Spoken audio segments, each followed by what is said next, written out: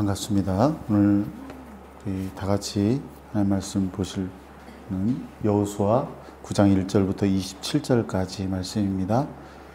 2일 후에 요단 서쪽 산지와 평지와 레바논 앞 대해 연안에 있는 헷 사람과 아모리 사람과 가나안 사람과 브리스 사람과 히위 사람과 여부수 사람의 모든 왕들이 이 일을 듣고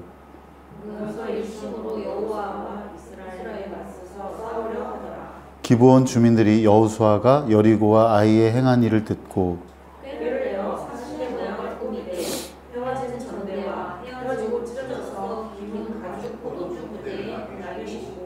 그 발에는 낡아서 기운 신을 신고 낡은 옷을 입고 다 마르고 곰팡이가 난 떡을 준비하고 그들이 길갈 지경으로 가서 여호수아에게 이르러 그와 이스라엘 사람들에게 이르되 우리는 만나에서 만나이다.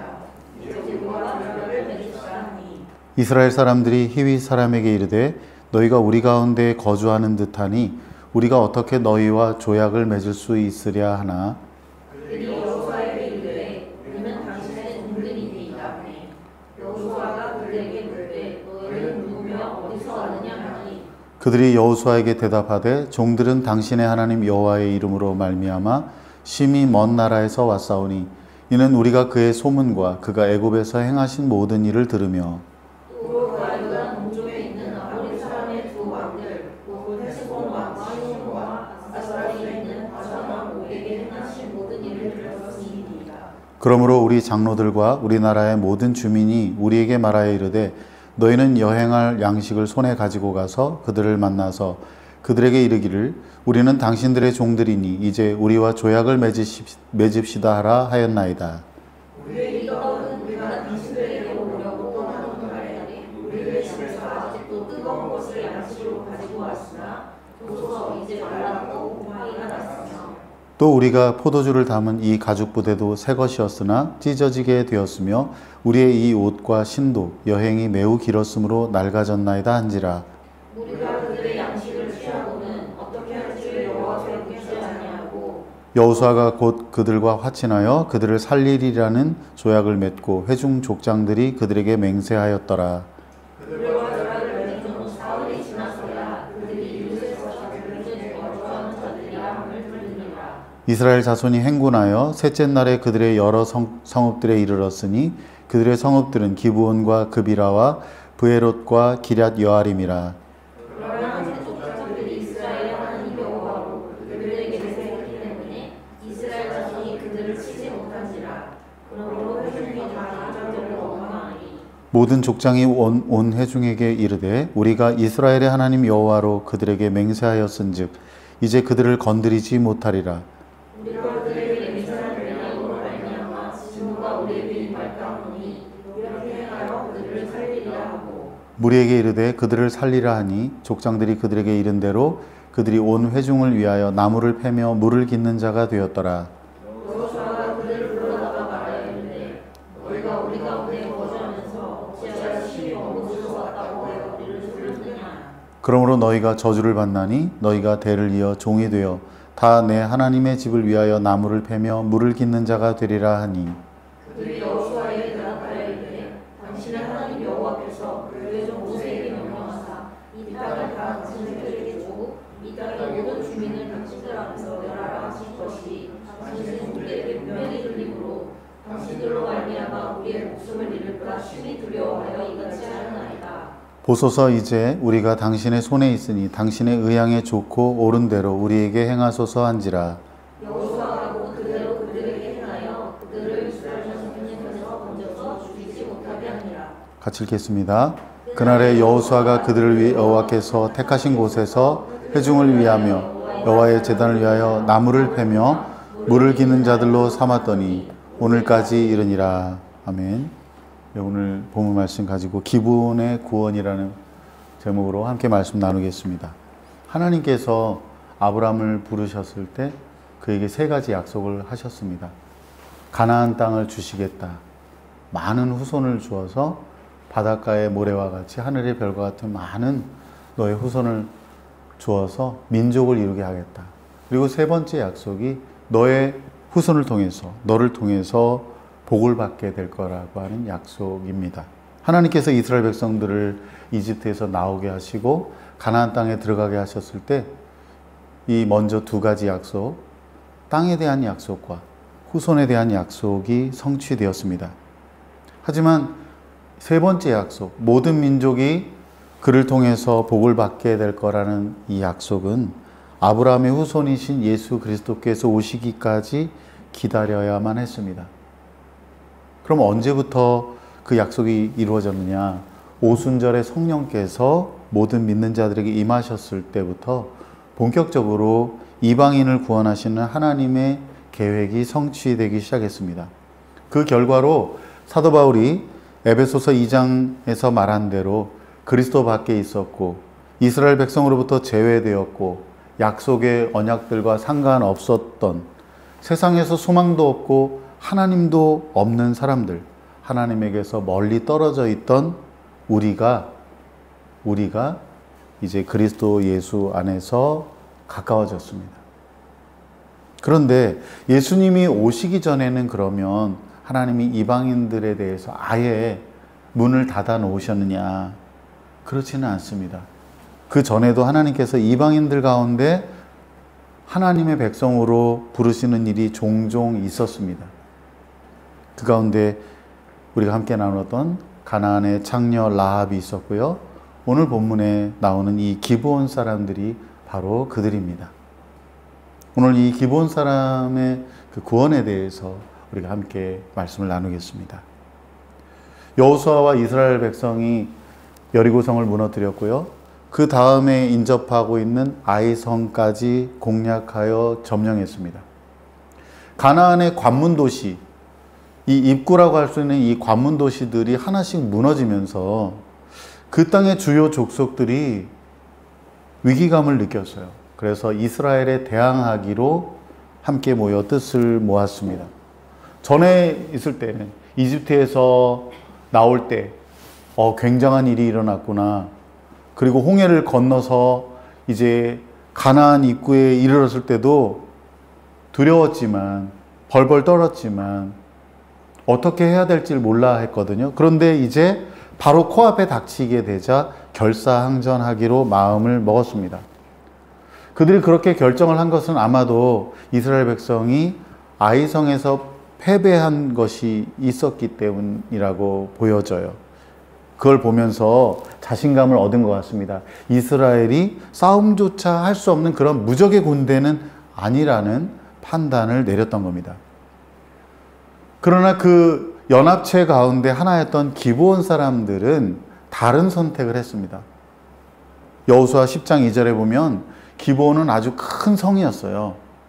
그리고 그 성의 사람들은 다 용사였다라고 말하고 있어요. 겁쟁이고 힘없는 사람들이 아니라 아주 강한 용사들이었는데 그럼에도 그들은 이스라엘에 투항하기로 결정했습니다. 기브온 사람들은 꾀를 내었습니다.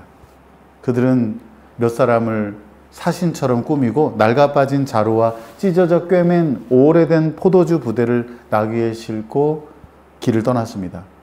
발에는 달을 대로 달아서 덧댄 신발을 신었고 몸에는 낡은 옷가지를 걸쳤습니다. 그들이 가지고 있는 빵은 다 말라서 곰팡이까지 피어 있었습니다. 왜 그렇게 위장을 한 것일까요? 자기들이 멀리서 온 것처럼 보이기 위해서였습니다. 기브온 사람들은 이스라엘이 가지고 있던 외교 정책을 잘 알고 있었던 것 같습니다. 가나안 본토 사람들은 다 진멸하겠지만 그 밖에 멀리 떨어져 있는 사람들은 언약 관계를 맺을 수 있다는 사실을 알았습니다. 신명기 20장 10절, 11절, 15절, 16절에 이런 말씀이 있습니다. 너희가 한 성을 공격하려고 행진할 때 그곳 백성들에게 먼저 평화를 제의하라. 만일 그들이 받아들이면 그 안에 백성들을 강제 노역에 넘겨 너희를 위해 일하게 하라고. 가까이에 있는 민족들이 아니라 멀리 있는 모든 성들을 그렇게 대하라고 말합니다. 그러나 너희 하나님 여호와께서 너희에게 기업으로 주시는 그 민족들의 성에서는 숨 쉬는 것이면 무엇이든지 살려두지 말라고 이렇게 말씀하셨어요. 어떻게 기브온 사람들이 이스라엘의 정책을 알았는지는 잘 모릅니다. 그들은 민첩하게 행동했습니다. 오랫동안 여행을 한 사람들인 것처럼 행색을 하고 길갈에 있는 여호수아에게 갔습니다. 그들과의 사이는 불과 31km밖에 되지 않아요. 그들이 여호수아와 이스라엘 백성들에게 와서 말했습니다. 우리는 먼 나라에서 왔습니다. 우리와 언약을 맺읍시다. 갑작스럽게 이런 제안을 하니까 이스라엘 백성들이 말하죠. 당신들은 우리 가까이에 살고 있는 것 같은데 우리가 어떻게 당신들과 언약을 맺겠느냐. 뭔가 깨림직해서 그랬는지 아니면 그들의 외모와 말투에서 이상한 낌새를 눈치챘는지 이스라엘 백성들은 그들의 제안을 들으면서 의구심을 떨치지 못했습니다. 그러니까 기브온 사람들이 좀 더 적극적으로 자신들을 어필합니다. 뭔가 협상할 생각도 없이 바로 우리가 이스라엘의 종이 되겠습니다 이렇게 말을 해요.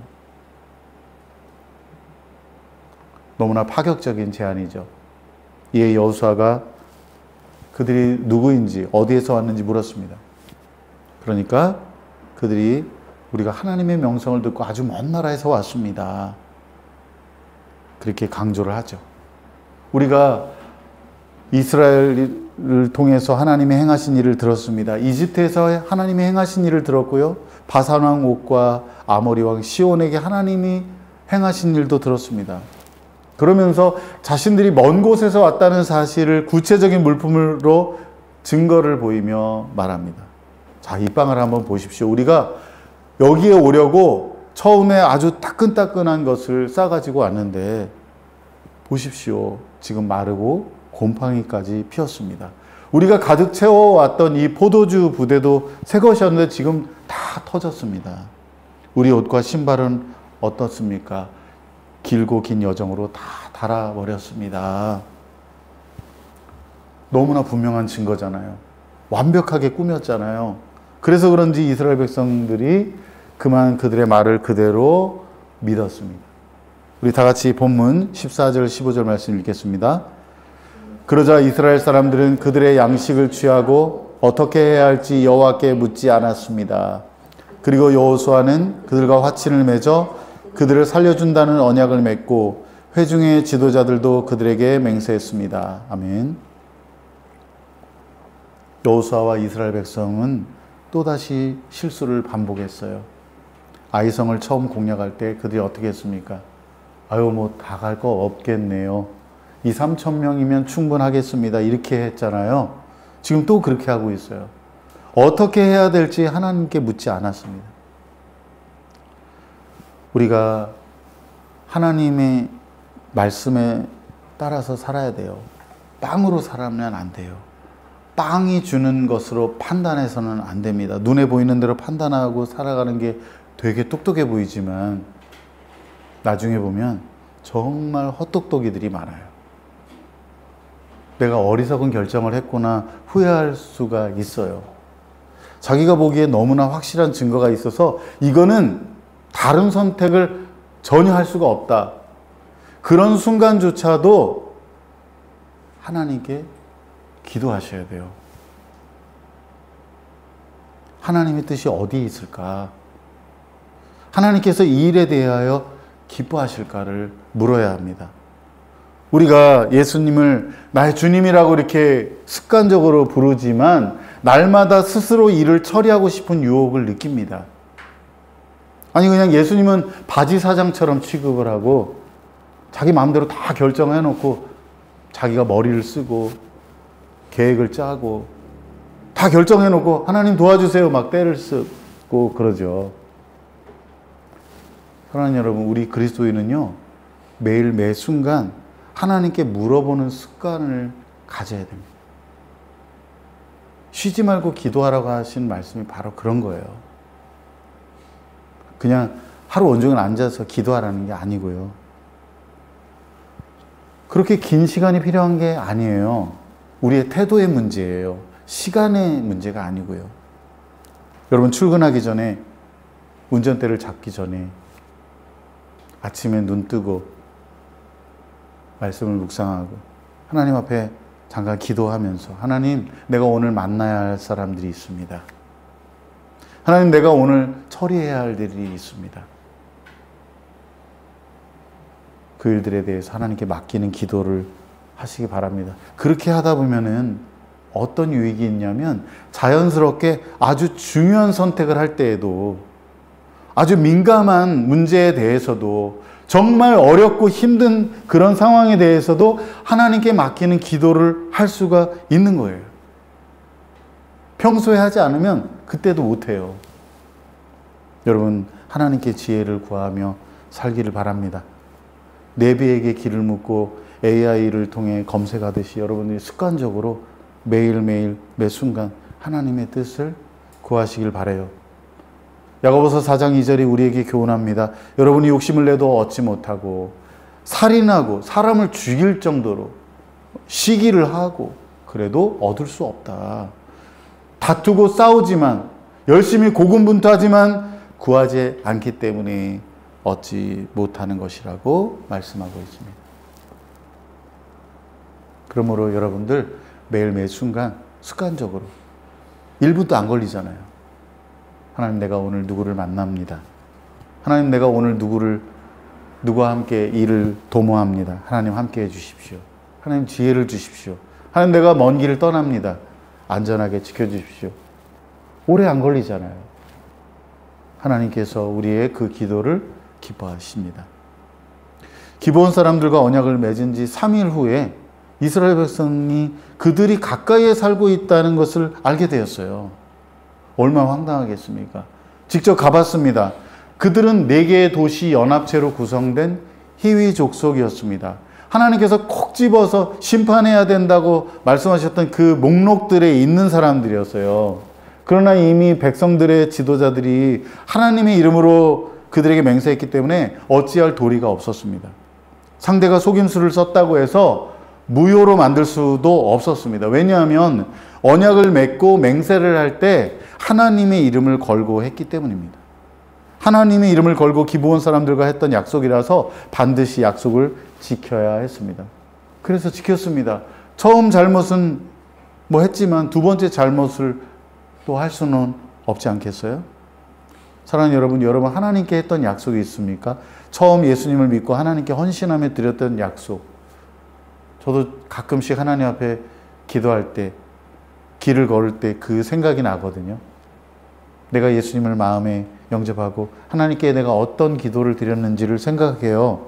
여러분, 그 약속한 거 지금 어떻게 되고 있어요? 여러분, 다른 사람과 약속은 어떻습니까? 결혼 서약을 하고도 얼마 지나지 않아 막 쉽게 깨트리는 일이 많아요. 우리 그리스도인들은 그렇게 해서는 안 됩니다. 고용주와 고용인 사이에 했던 약속이 있잖아요. 근로계약서가 있잖아요. 내가 월급을 잘 줘야 된다는 약속이 있잖아요. 내가 성실하게 일해야 된다는 약속이 있잖아요. 그걸 잘해야 돼요. 월급도 잘 안 주고 그러면서 자, 우리 이 거룩한 직장이 되기 위해서 함께 모여서 예배드립시다. 이게 말이 돼요? 사업상에 이루어지는 거래처와의 약속도 항상 잘 지켜야 됩니다.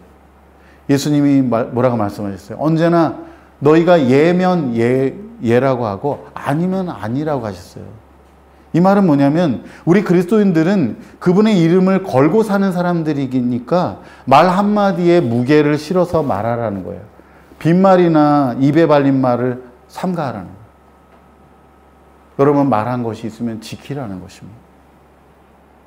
그냥 입에 붙은 말, 마음에 없는 말, 그런 말 하지 말고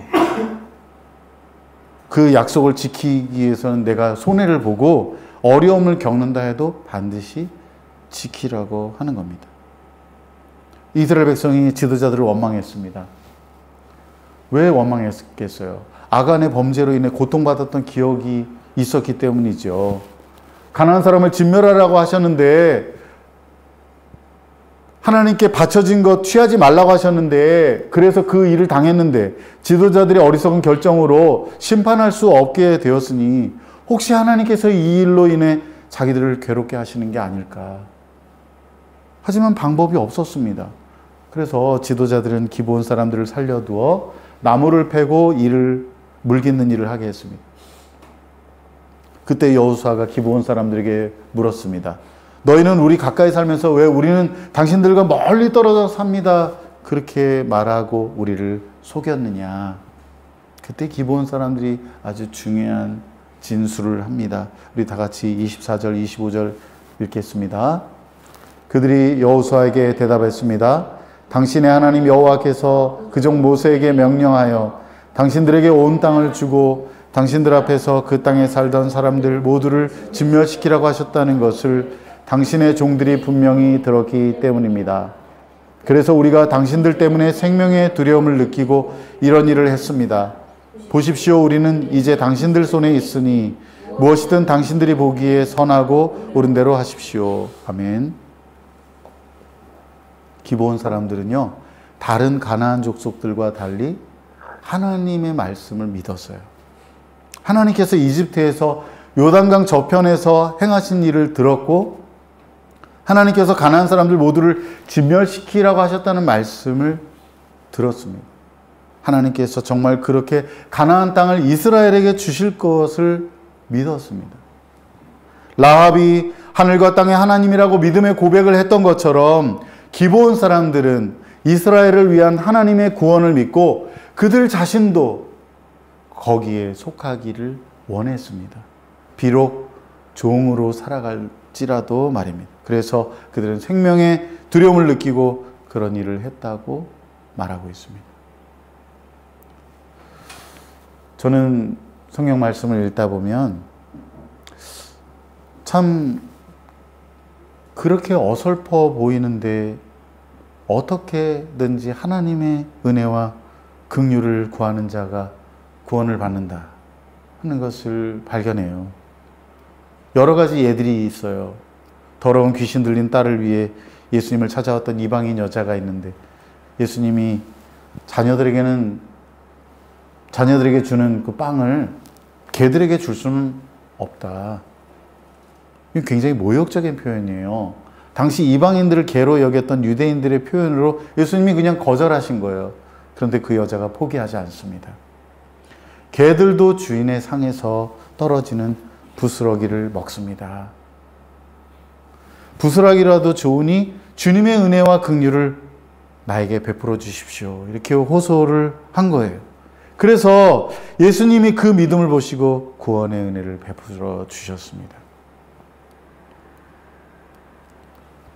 그렇습니다. 자기를 스스로 의롭다고 여기는 사람은요, 하나님의 구원을 받을 수가 없어요. 자기가 심판받아야 할 죄인이라는 사실과 나는 하나님 외에는 아무런 소망이 없다고 고백하는 사람에게 하나님의 은혜가 임하는 겁니다. 예수님이 십자가에 못 박혀 돌아가실 때 우편 강도가 아니에요. 정확하게 말하면 어느 한쪽에 있던 강도가 예수님에게 부탁을 해요. 예수님, 당신의 나라에 들어갈 때 나를 기억해 주십시오. 단 하나의 문장으로 구원을 받았어요. 내가 오늘 밤 나와 함께 낙원에 있게 될 거다. 자기는 비록 죄를 지어서 그렇게 비참하게 죽음을 당하지만 그 옆에 계신 예수님, 그 예수님이 나를 기억하시고 나를 구원하실 분으로 인정하고 주님, 당신의 나라에 들어갈 때 나를 기억해 주십시오. 얼마나 어설퍼요. 얼마나 예수님을 잘 알고 있었겠어요. 그런데 자기를 낮추고 겸손한 마음으로 그 은혜를 구했을 때 하나님께서 은혜와 긍휼을 베풀어 주신 것입니다. 기브온 사람들은 원래 심판받아야 마땅한 사람들이 맞습니다. 여호수아와 지도자들이 하나님의 뜻을 구하지 않음으로써 모든 일이 어그러진 것도 사실입니다. 하지만 하나님께서는 그것에 대해서 한마디도 비난하지 않으세요. 너희들 또 이 모양이냐 하지 않으세요. 오히려 이 모든 일을 통해서 그분의 뜻을 이루십니다. 그렇게 해서라도 기브온 사람들이 이스라엘에 속한 자, 그분의 백성이 되도록 하셨습니다. 저주를 받아서 이스라엘을 위해, 성전의 성소를 위해 나무를 패고 물기는 일을 하는 자가 되었지만 말입니다. 기브온 사람들은 하나님의 성품에 대한 이해가 부족했지만 단지 생명에 대한 두려움만으로도 하나님의 백성이 될 수 있음을 보여주었습니다. 라합이라는 개인이 하나님의 은혜로 구원을 받은 것처럼 기브온 사람들은 집단적으로 하나님의 은혜를 따라 구원을 받았습니다. 그렇게 하나님이 아직 예수님이 오시기 전인데도 이방인을 그분의 백성으로 부르시는 그 구원 계획을 성취하셨습니다. 이렇게 하나님과 기브온 사람들의 그 관계가 시작이 되었어요.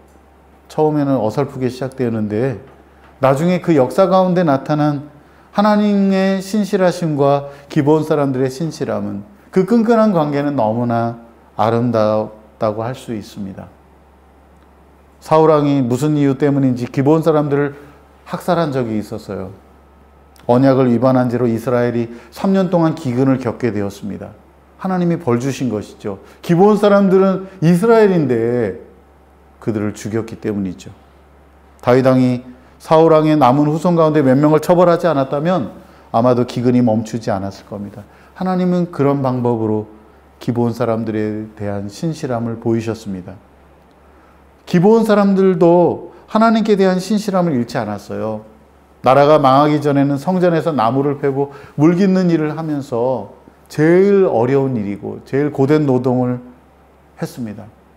나라가 망한 후에도 포로 생활에서 다시 귀환할 때 95명의 기브온 사람들이 함께 동참했습니다.